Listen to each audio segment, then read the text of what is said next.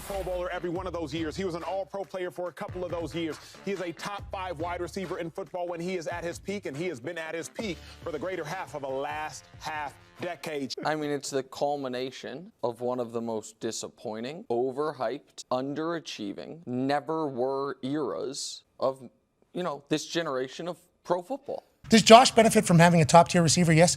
Is he essential to his success? No. Stefon Diggs responded, though, to the peaky pirate. You sure? Woo, how scary are the Texans? They're not scary. They're horrifying!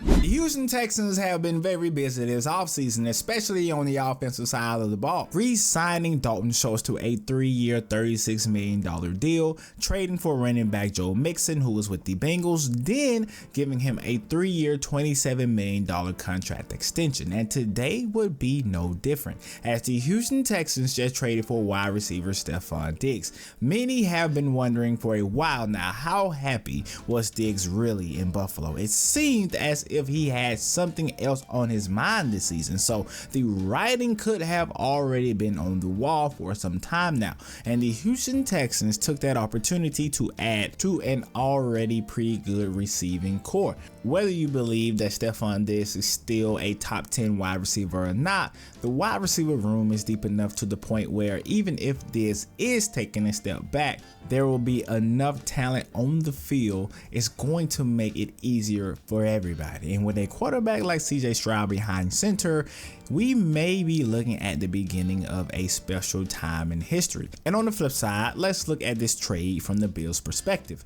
It looks like the Bills simply paid the Texans to take Diggs off of their hands, because the Bills will carry a dead money charge of $31 million next season after trading Diggs. According to roster management system, that will be the highest known dead money charge ever for a wide receiver in any season, according to ESPN stats and information research. And many Bills fans are wondering what is going on. The Bills have been very active with their offseason transactions, you know what I'm saying, but in the opposite way of the Houston Texans, getting rid of a lot of people in a plan that seems to be many money moves, because the salary cap is a real thing. Among the players the Bills have now moved on from this season include Stefon Diggs, of course, safety Jordan Poyer, cornerback Tre'Davious White, center Mitch Morse, wide receiver Gabe Davis, linebacker Terrell Dotson, and linebacker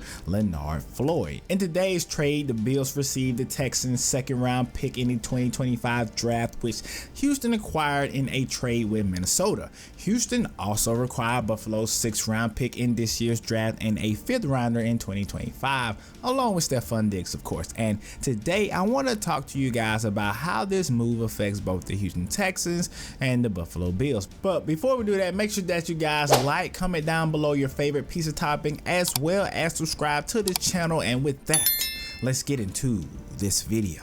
It looks like the Houston Texans have been searching for another wide receiver since the beginning of the offseason. Reports suggest that they made a push for Keenan Allen before he was ultimately traded to the Chicago Bears, and now we know with this move you get a guy like Stefon Diggs, who will only add to a already good receiving core. They now have a lineup of Stefon Diggs, Nico Collins, and Tank Dell. Opposing defenses will have a lot, and I say a lot, to worry about. And I know Stefon Diggs did not have one of his best seasons last year, but he still had over 1,000 yards receiving.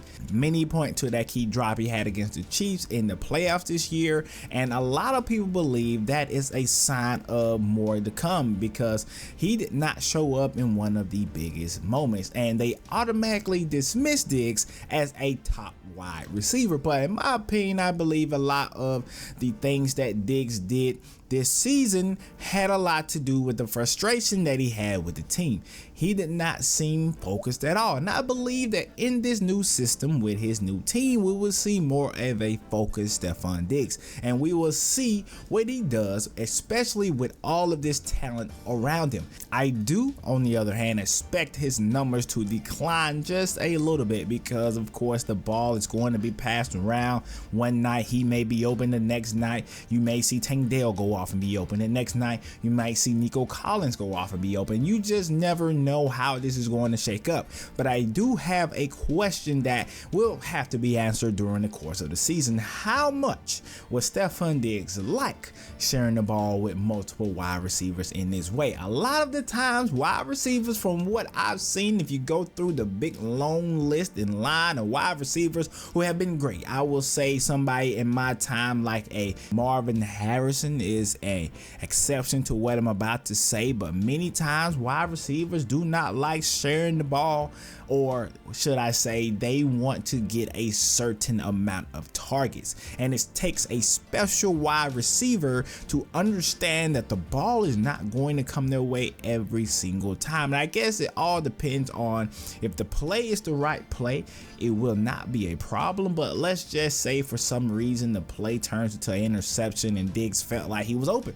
How is Diggs going to respond? I think he's going to do well, but it is something to keep your eyes on this season. But let's look at this for the Buffalo Bills. This is something that I think only makes sense for the Buffalo Bills in a addition by subtraction kind of way. And I'm not talking about from a talent perspective, because Diggs is, of course, more talented than the guys that they currently have on their roster. We're going to get on those guys in a second, but the Bills felt that Stefon Diggs, his time was over there, and sometimes it's better to part ways with someone over trying to fix something that has already been broken, you know what I'm saying? And so with that being said, the Bills are taking that $31 million dead money hit, so they really must believe that it's just better to go ahead and part ways. Now, on their current roster, they have Khalid Shakur. They also have Curtis Samuel. Now, that's a guy who I believe was underutilized in Washington. I think he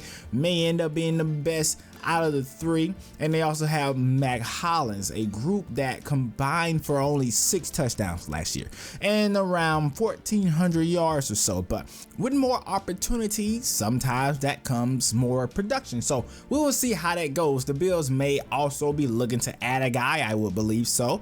We just don't know yet who that may be. If that's going to be in the draft, will they look to trade and get somebody? I don't know. But at this point in time, the Bills are not looking like a team that is constructed to win at all.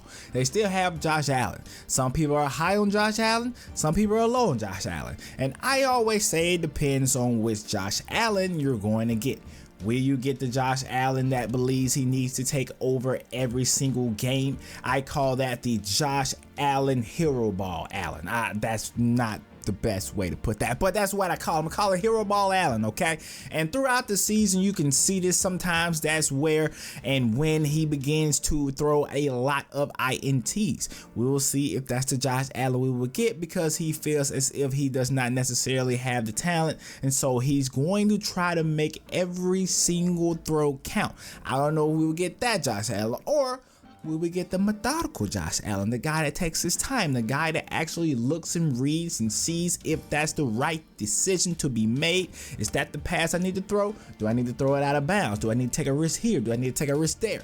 Which Josh Allen will you see? Because I feel like hero ball Allen pops up every now and then.